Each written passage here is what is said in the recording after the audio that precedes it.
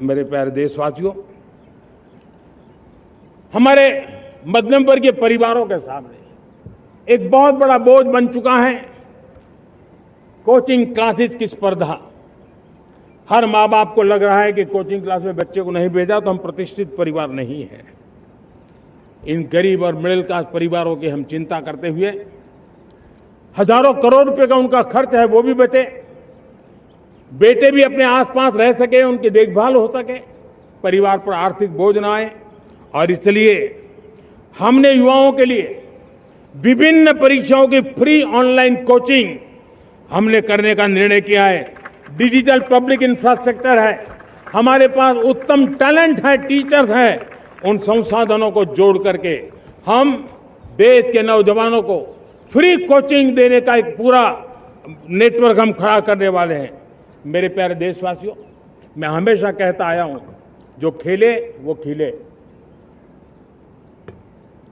जब मैं खेले वो खिले की बात कर रहा हूं तब मेरे प्यारे देशवासियों, आज भारत खेल की दुनिया में अपनी जगह बना रहा है। अब खेल के पोडियम में भारत का राष्ट्रगीत सुनाई देता है, भारत का राष्ट्रगान सुनाई देता है, भारत का तिरंगा झंडा लहराता दिखाई नजर आ रहा है। टॉप्स योजना ने बहुत बड़ी सफलता पाई है। खेलो India games, university games, winter games, beach games, sports infrastructure, sports के लिए कोचिंग, स्पोर्ट्स मेडिसिन, स्पोर्ट्स के लिए न्यूट्रिशन, इन सारे विषयों में भारत अब महारत करने की दिशा में आगे बढ़ रहा है। नौजवानों के लिए पूरा नया क्षेत्र, खिलाड़ी न बन सके तो उसकी सपोर्ट सिस्टम में भी बहुत बड़ा क्षेत्र खुल रहा है। स्पोर्ट्स की दुनिया में भारत का प्रदर्शन बेहतर होता रहा है और हम 2036 में ओलंपिक के मजबूत दावेदार बनकर के आगे बढ़ रहे हैं और 2030 में कॉमनवेल्थ गेम्स को भारत होस्ट करने वाला है। और मेरे साथियों,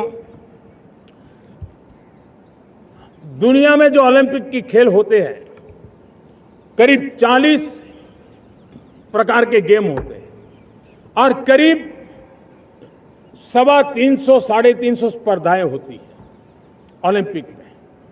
और आपको जानकर के दुख होगा मेरे देशवासियों, मेरे नौजवानों, मैं आपको चुनौती देता हूं, मैं आह्वान करता हूं, मैं आपकी मदद चाहता हूं।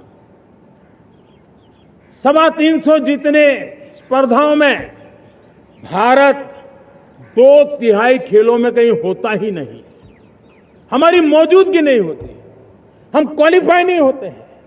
हमने तय किया है कि 2036 में जो ओलंपिक होगा, हम चाहते हैं कि वो भारत में हो, लेकिन 2036 में जिन विधाओं में आज भारत खेलता नहीं है, जिन विधाओं में भारत क्वालिफाई नहीं करता है, जिन स्पर्धाओं में भारत ने छोड़ के रखा है, 3/4 हिस्सा हमारे इंतजार कर रहा है।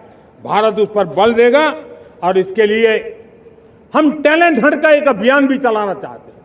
हमें अगर 2036 के लिए खिलाड़ी चाहिए तो आज जो 5 साल, 10 साल, 15 साल की उम्र के नौजवान हैं, बेटे हैं, उनके तरफ ध्यान देना होगा, उन बेटियों पर ध्यान देना होगा।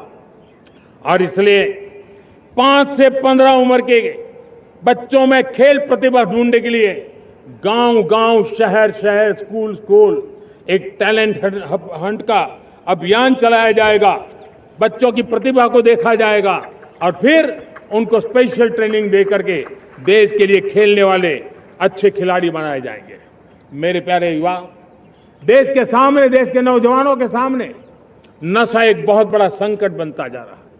नशा मुक्त भारत, ये हम सबका सामूहिक दायित्व होना चाहिए। हमारे उज्जवल भविष्य के लिए हमारी युवा पीढ़ी मजबूत हो, हमारा युवा सामर्थ्य हमारे देश के लिए काम आए, इसलिए नशा मुक्त भारत। पिछले दिनों माय भारत के वॉलंटियर्स ने, देश के एनजीओ ने, देश के सामाजिक सांस्कृतिक संगठनों ने, देश के आध्यात्मिक पुरुषों ने मिलकर के नशा मुक्त भारत का 100 सप्ताह का एक कार्यक्रम तय किया है। 100 सप्ताह तक एक अभियान चलने वाला है। मैं हर परिवार को कहना चाहता हूं कि आप भी इस अभियान का हिस्सा बने, आप इसके साथ जुड़िए और देश के नशा मुक्त भारत के सपने को पूरा करने के लिए आप आगे आइए। मेरे प्यारे देशवासियों, 21वीं सदी में दशकों पुरानी जो चुनौतियां हैं, उन चुनौतियों को खत्म करना बहुत अनिवार्य है। नक्सलवाद, माओवाद लाखों युवाओं के भविष्य को तबाह कर दिया, अनेक माताओं के दूधमल नौजवानों को छीन लिया, बर्बाद कर दिया, हर मां बाप के सपनों को चूर चूर कर दिया। इस नक्सलवाद ने 4 दशक तक हिंदुस्तान के बहुत बड़े हिस्से को, बहुत बड़ी आबादी को दबोच करके रखा था, बंदूक के नोक पर दबोच करके रखा था, संविधान की धज्जियां उड़ा दी थी और देश के सामान्य नागरिकों की रक्षा में 3,500 से ज्यादा हमारे पुलिस के, सुरक्षा बल के जवान शहीद हो गए। युद्ध के अंदर जितने सैनिक मरते हैं, उससे ज्यादा हमारे पुलिस जवानों को जान की बाजी लगानी पड़ी ताकि देश के सामान्य मानवी को सुरक्षा मिले। ये नक्सलवाद ने धरती को लहूलुहान कर दिया था। 2014 में आपने जब हमें मौका दिया, उसी दिन हमने संकल्प लिया था कि हम देश को नक्सलवाद से मुक्त करेंगे। और आज मुझे खुशी है कि नक्सली माओवादी हिंसा आखिरी सांस भी शायद रहने की अब तो ताकत नहीं रही है। पूरी तरह उसे खत्म करने की दिशा में जहां पर कभी नक्सलवादियों की गोलियां चलती थी, जहां पर कभी धरती रक्त रंजित रहा करती थी, आज उसी नक्सल क्षेत्रों में, उसी इलाकों में नक्सल मुक्त होने के कारण विकास, विश्वास और प्रयास का तिरंगा लहरा रहा है।